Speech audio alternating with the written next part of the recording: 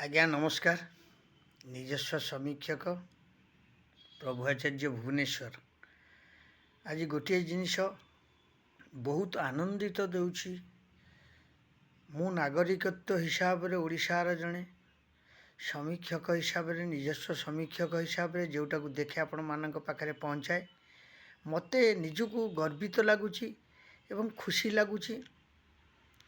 ମାନ୍ୟବର ଅଦାଲତ, ସୁପ୍ରିମକୋର୍ଟ, ଶ୍ରେଷ୍ଠ କୋର୍ଟ, ସେ ଆଜି ଏକ ରାୟ ଶୁଣେଇଛନ୍ତି ଏଇ ବୁଲା କୁକୁରମାନଙ୍କ ପାଇଁ।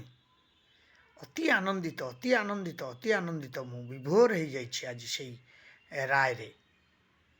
ଦେଖନ୍ତୁ, ଆଜି ଏ ଯେ କୁକୁରମାନଙ୍କୁ ହତାଦର କରୁଛନ୍ତି, ଯେକୌଣସି ବ୍ୟକ୍ତି ହୁଅନ୍ତୁ, ସମସ୍ତେ ତ ଖାଇବାକୁ ଦେଉନାହାନ୍ତି, ବରଂ ତାଙ୍କୁ ପିଟୁଛନ୍ତି, ତାଙ୍କୁ ବାଡ଼ଉଛନ୍ତି, ତାଙ୍କ ଉପରେ କଥନୀୟ ଅତ୍ୟାଚାର ସବୁ ହେଉଛି। ଆଉ ତାଙ୍କୁ ମଧ୍ୟ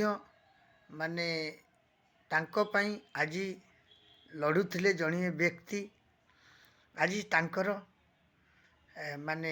ରାୟ ସଫଳ ହେଇଛି। ଯାହା ହଉ, ଭାରି ମୁଁ ଅତ୍ୟନ୍ତ ଖୁସି।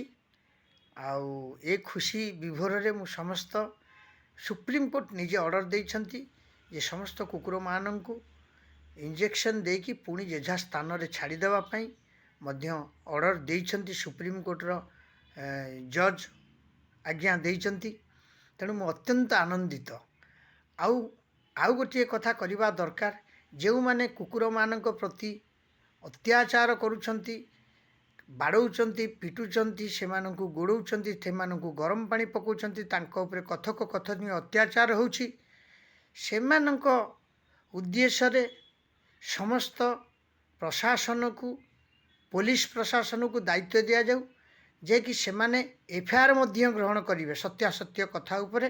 ସେଇ କୁକୁରଙ୍କ ପାଇଁ, ଯେଉଁ କୁକୁରଙ୍କ ଉପରେ ଯେଉଁମାନେ କଥନୀୟ ଅତ୍ୟାଚାର କରୁଛନ୍ତି, ସେମାନଙ୍କ ଉପରେ ସେଇ ପ୍ରକାର ଦଣ୍ଡବିଧାନ ଗୋଟିଏ ସୁପ୍ରିମକୋର୍ଟ ଆଦେଶ ନିୟୋଜିତ କରିଦିଅନ୍ତୁ।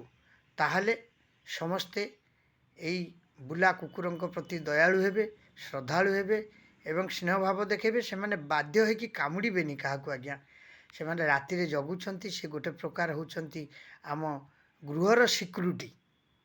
ତେଣୁ ମାନ୍ୟବର ଅଦାଲତକୁ ମୁଁ ଅଶେଷ ଧନ୍ୟବାଦ ଜ୍ଞାପନ କରୁଛି। ଜୟ ଶ୍ରୀ ଜଗନ୍ନାଥ। ଆଉ ସମସ୍ତେ ଲାଇକ୍, ସେୟାର, ସବସ୍କ୍ରାଇବ୍ ବହୁ ମାତ୍ରାରେ କରନ୍ତୁ।